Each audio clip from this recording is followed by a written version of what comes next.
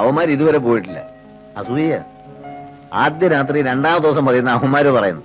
കൂട്ടുകാരാന്ന് പറഞ്ഞിട്ട് എന്താ കാര്യം? എന്നേക്കാൾ മുമ്പേ കല്യാണവും കഴിച്ച് 2-3 കൊച്ചുങ്ങളുടെ തന്തയാവന്മാരാ അവര്. ഇരിടോ. ആദ്യ രാത്രിയിൽ വ്രീളാമുഖിയായിരിക്കുന്ന മണവാട്ടി എന്നൊക്കെ പുസ്തകത്തിൽ വായിക്കാൻ കൊള്ളാം. കാലം മാറിയില്ലേ?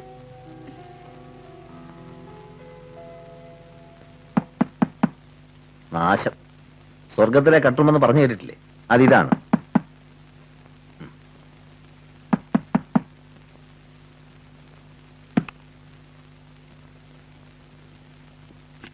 ആഹാ, നീ ഇവിടെ ഉണ്ടായിരുന്നോ? ഞാൻ അപ്പുറത്തെ പെണ്ണുങ്ങളുടെ നോക്കിയായിരുന്നു. അതെങ്ങനെ? മണവാട്ടിയെ മണവാളിന്റെ അടുത്തല്ലേ നോക്കേണ്ടത്, അല്ലേ ജയമേ? നിനക്ക് സുഖമില്ലെന്ന് പറഞ്ഞിട്ട് ഞാൻ വിചാരിച്ചു നീ കിടക്കായിരിക്കുന്നു. എന്താ അസുഖം? എന്നിട്ടെന്താ എന്നോട് പറഞ്ഞില്ലേ? ഓ പിന്നെ, പെണ്ണുങ്ങളുടെ എല്ലാ അസുഖം ആണുങ്ങളോട് പറയാൻ പറ്റുമോ? അതും പരിചയപ്പെട്ടിട്ട് നേരത്തോട് നേരെ ആവുന്നതിന് മുമ്പ് അല്ലേടി? ഓ അതാണോ? എന്റെ ഭാഗത്തുനിന്ന് ഒരു ശല്യം ഉണ്ടാവത്തില്ല. വേണ്ട വേണ്ട, ആണുങ്ങളെ എനിക്കറിയാം. ഇന്ന് അവൾ എന്റെ കൂടെ കിടക്കട്ടെ. ആ, ഇത്രയും കാലം ഒറ്റയ്ക്ക് കിടക്കാമെങ്കിൽ പിന്നെയാണോ ഈ ഒരു ദിവസം? ഒരു ദിവസമല്ല, 4 ദിവസം ഇതിന്റെ ഒരു കണക്ക്. കുഞ്ഞിച്ചൻ കിടന്നോ? നീ വാ.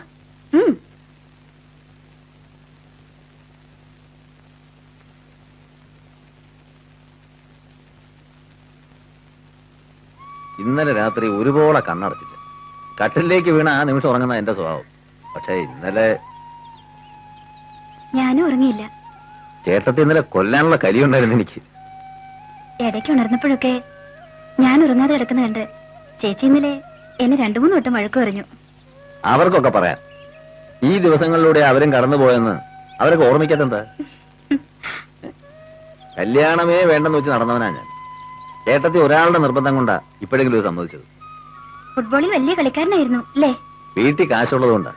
ഇന്ത്യയിലെ വൻകിട കമ്പനികളൊക്കെ 1-ാം തരം ജോലിയും കൊണ്ട് എന്റെ പുറകെ നടന്നതാ. ഞാൻ ടിവി കണ്ടിട്ടുണ്ട്. വാ.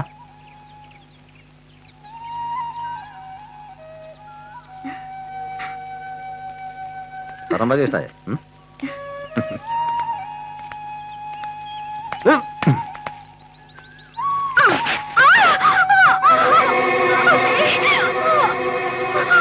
എന്ത് പറ്റി?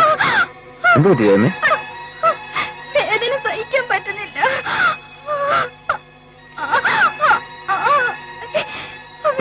വീട്ടിൽ പോ.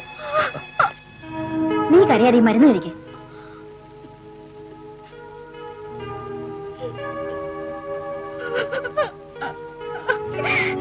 ചില പെണ്ണുങ്ങൾക്ക് ഇങ്ങനെയാ, മാസത്തിൽ കുറച്ചു ദിവസം ഈ വേദന സഹിച്ചേ പറ്റൂ. കല്യാണം കഴിച്ചാൽ മാറുമെന്ന് ചില ഡോക്ടർമാർ പറയാറുണ്ട്. കരയാതെ.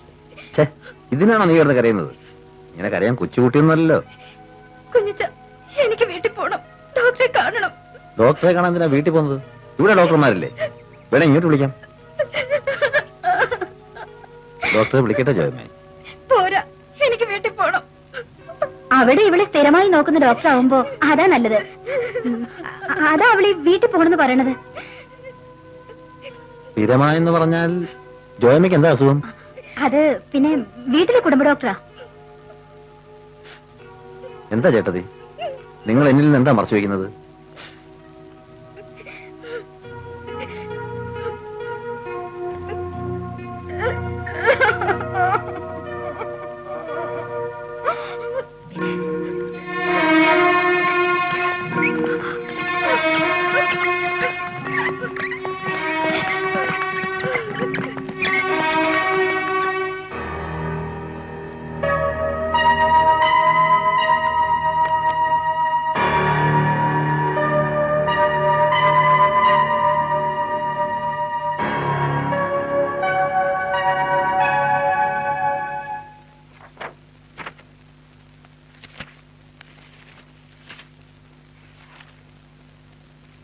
റേഡിയേഷൻ മുടക്കിയതാണ് ഇപ്പൊ ഇതിങ്ങനെ വർദ്ധിക്കാൻ കാരണം. മുടങ്ങാതെ മരുന്ന് കഴിച്ചുകൊണ്ടിരുന്നാൽ തന്നെ രോഗം വർദ്ധിക്കാതിരിക്കേണ്ടതാണ്. രോഗത്തിന്റെ തുടക്കത്തിലെ ഒരു അമ്മയാകാനുള്ള കഴിവ് നഷ്ടപ്പെട്ടു കഴിഞ്ഞു. ഇനിയിപ്പോ ശാരീരിക ബന്ധവും പറ്റില്ല. രോഗിക്ക് ദുസ്സഹമായ വേദന അനുഭവപ്പെടും. ഇനിയിപ്പോ ഒരു മാർഗമേ ഉള്ളൂ. യൂട്രസ് റിമൂവ് ചെയ്യുക, ഡയാലിസിസ് നടത്തുക, മരുന്ന് മുടങ്ങാതെ കഴിക്കും.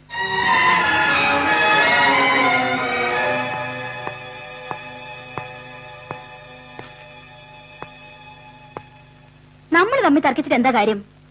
രോഗം ആർക്കാ വന്നുകൂടാത്തത്? ഇത് നിനക്കായിരുന്നെങ്കിൽ അവള് സഹിക്കണ്ടേ? അവക്ക് വന്നാ നീയും സഹിക്കണം.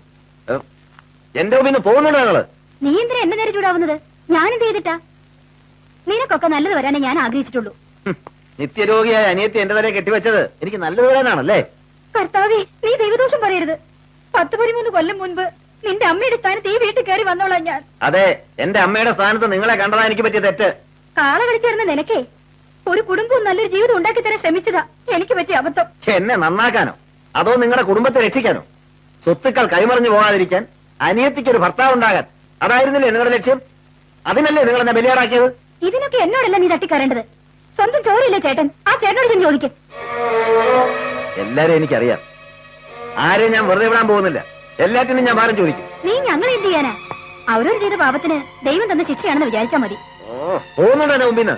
മാർപ്പാപ്പ തിരുമേനിയുടെ കയ്യിൽ നിന്ന് ഷെവലിയർ പട്ടം വാങ്ങിച്ചിട്ട് കണ്ണിക്കണ്ട കൊള്ളരായ്മകളൊക്കെ ചെയ്ത ഷെവലിയർ പത്തത്തിന്റെ മക്കളല്ലേ നീയൊക്കെ?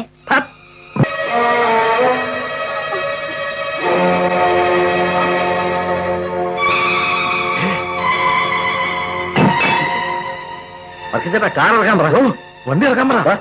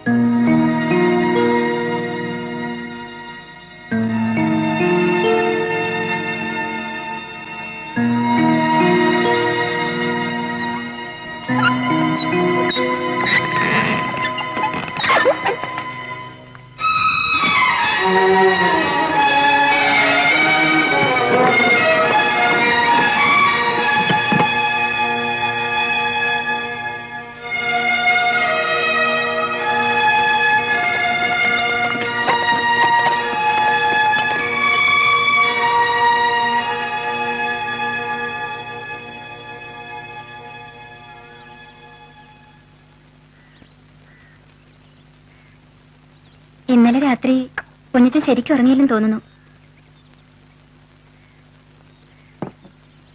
ഉറക്കത്തി എന്തൊക്കെയോ പറയുന്നുണ്ടായിരുന്നു. എത്ര ശ്രദ്ധിച്ചിട്ടും എന്താണെന്ന് മനസ്സിലായില്ല. ഇന്നലെ ലേശം കുടിച്ചിരുന്നല്ലേ? ആ, ഇത്തിരി കുടിച്ചു.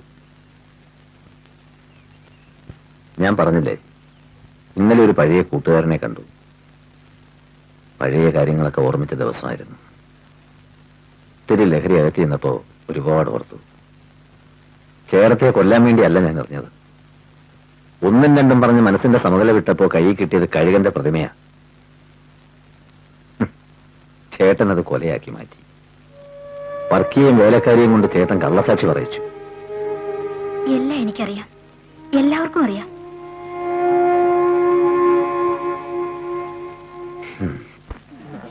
ഹായ് ജോർജ് കുട്ടി. നമുക്ക് പോകാം ജോർജ് കുട്ടി. ആരെങ്കിലും ഒക്കെ കാണും. കാണട്ടെ, കാണണമല്ലോ. അതിലല്ലേ ത്രില്ല്. വിജയൻ ചേട്ടനെങ്ങാനും അറിഞ്ഞാ എന്റെ തല കൊയ്യും. അതിലും വലിയ ചീങ്കണ്ണിയല്ലേ എന്റെ തന്തപ്പടി. മൂപ്പിലാലെങ്ങാനും അറിഞ്ഞാ എന്നെ റൊട്ടിയാക്കും. ജോർജ് കുട്ടിക്ക് എല്ലാം ഒരു തമാശയാ. ഈ ജീവിതം തന്നെ വലിയൊരു തമാശയല്ലേ. എന്ത് ചെയ്യാം, കൊതി തീരോളം ചിരിക്കാൻ നേരം കിട്ടുന്നില്ല എന്ന് മാത്രം. താൻ വാ.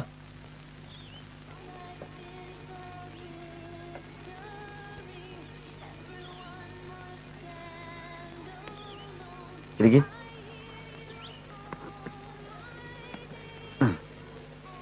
തനിക്ക് എന്താ വേണ്ടത്? എനിക്കൊന്നും വേണമെന്നില്ല. എത്രയും വേഗം ഇവിടുന്ന് പോയാ മതി. എന്നെ പേടിച്ചിട്ടാ ഞാനീ വരുന്നത്. വന്നില്ലെങ്കിൽ താൻ വഴക്കിടും.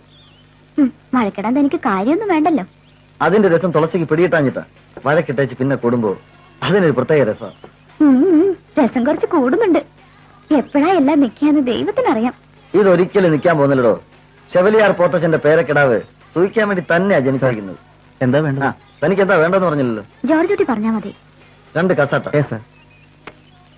എന്താ ഓർഡർ ചെയ്തത്? തനിക്ക് ഇഷ്ടപ്പെട്ടത് തന്നെ.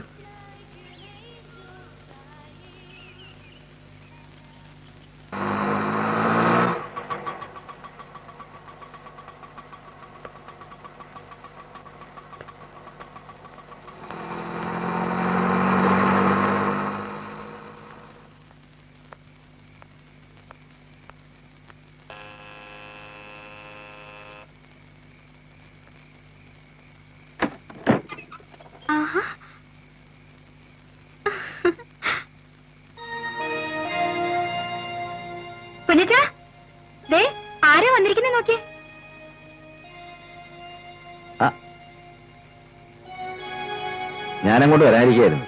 ഒരാഴ്ച നിന്നെ ഇവിടെ ജോയമ്മയുടെ കൂടെ നടത്താൻ. ഇനിയിപ്പോ ഒരാഴ്ചയാക്കണ്ട, കുറച്ചുകൂടെ കൂട്ടാം. സത്യത്തിൽ സിസ്റ്ററെ തിരിച്ചയക്കരുതെന്ന് എന്റെ ആഗ്രഹം. വേണമെങ്കിൽ അങ്ങനെയും ചെയ്യാം.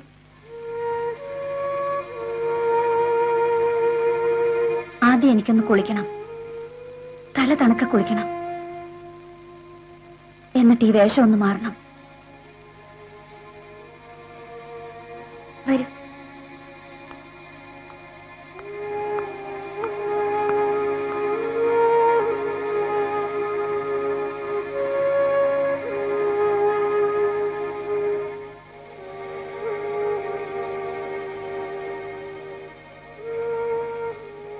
ചേട്ടനെന്താ എന്നെ ആദ്യം കാണുന്ന പോലെ നോക്കുന്നത്?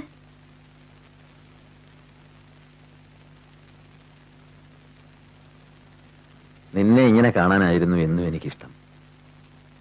മഠത്തിൽ വെച്ച് കന്യാസ്ത്രീ വേഷത്തിൽ നിന്നെ കണ്ടപ്പോ എനിക്ക് സങ്കടം തോന്നി. മറ്റൊരു വഴിയില്ലായിരുന്നു. അന്ന് മുതൽ ഇന്ന് വരെ നേറി നേറിയാണ് ഞാൻ അവിടെ കഴിഞ്ഞത്. എനിക്ക് മനസ്സിലാകാത്തത് ഇഷ്ടമില്ലാത്തടത്ത് നീ എന്തിനെങ്ങനെ കഴിഞ്ഞു എന്നാണ്. ഇറങ്ങി വരാൻ എനിക്കൊരു സ്ഥലമില്ലായിരുന്നു. ഇപ്പൊ സ്ഥലമുണ്ടായി. ഞാൻ വന്നു. അപ്പോ ഞാൻ പോന്നു. ഞാൻ അവിടെ നിന്ന് ഒളിച്ചോടി പോന്നു.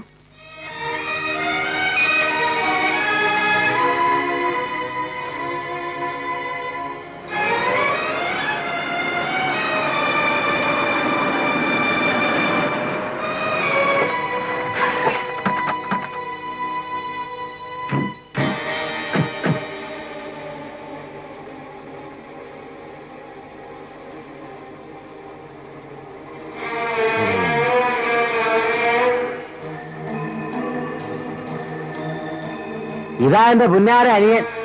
സിസ്റ്റർ, ഇദ്ദേഹത്തോട് ചോദിച്ചു നോക്ക. സിസ്റ്റർ ഇങ്ങോട്ട് വന്നോ?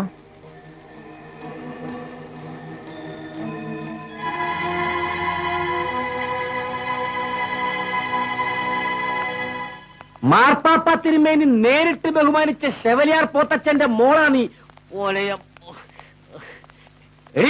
നിന്നെയൊക്കെ ചുട്ടരിക്കണം. സഭാവസ്ത്ര ഊരിയറിഞ്ഞ് ഈ വേഷത്തിൽ വന്ന് നിൽക്കാൻ നിനക്കെങ്ങനെ മനസ്സ് വന്നൊരു സാത്താന്റെ സന്തതി? അവളെ സാത്താന്റെ സന്തതിയാക്കിയത് ആരാ? ഓ, ഇയാളായിരിക്കും ഇതൊക്കെ ചെയ്തു വെച്ചത്. ആണെന്ന് വെച്ചോ. എന്നാലെന്താ? എന്റെ സ്വന്തം ഇഷ്ടപ്രകാരമാണ് ഞാൻ പോന്നത്, ആരും പ്രേരിപ്പിച്ചിട്ടല്ല. അവിടെ എന്തായിരുന്നു സിസ്റ്റർക്ക് വിഷമം? കർത്താവിന്റെ മണവാട്ടിയാകുക എന്നത് എന്തൊരു ഭാഗ്യമാണ്. എനിക്കതിനുള്ള അർഹതയില്ല സിസ്റ്റർ. അവിടെ നിന്നാൽ ഞാൻ വീർപ്പ് മുട്ടി മരിച്ചു പോകും. ഓ,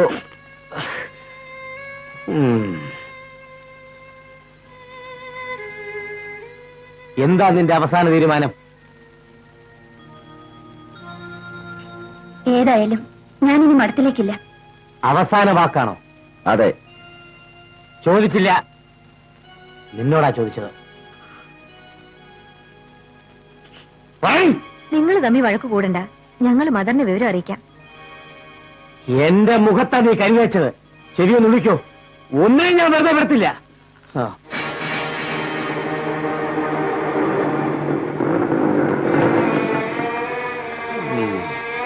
ദേ വരുന്നു വേറൊരു ചെറുത്താൻ.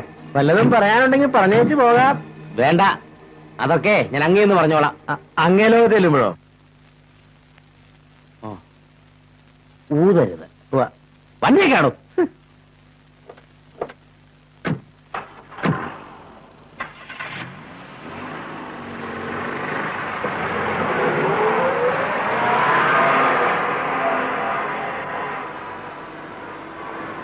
യേശുവിശേഷം സ്തുതിയായിരിക്കട്ടെ. എപ്പോഴും സ്തുതിയായിരിക്കട്ടെ.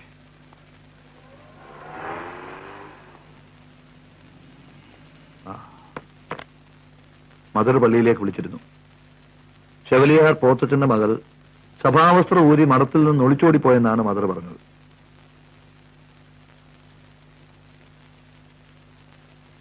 ഇങ്ങനെ ഒരു അവിവേകം കാണിക്കാൻ എന്താ കാരണം?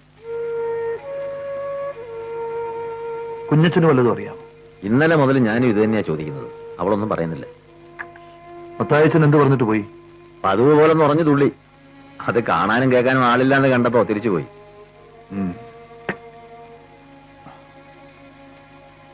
അച്ചാമ്മ വരൂ. ഞാൻ അച്ചാമ്മയോട് തനിച്ചൊന്ന് സംസാരിക്കട്ടെ.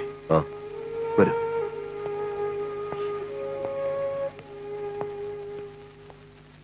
അവള് നിന്നോട് വല്ലതും പറഞ്ഞോ? ഞാനൊന്നും ചോദിച്ചില്ല. നീ മരുന്ന് കഴിച്ചോ? ഇപ്പൊ കഴിക്കാം. അപ്പോഴാ അവരൊക്കെ വന്നത്. സമയം തെറ്റാതെ മരുന്ന് കഴിക്കണമെന്ന് ഞാൻ എത്ര പ്രാവശ്യം പറഞ്ഞിട്ടുണ്ട്. ചെന്ന് മരുന്ന് കഴിക്കും.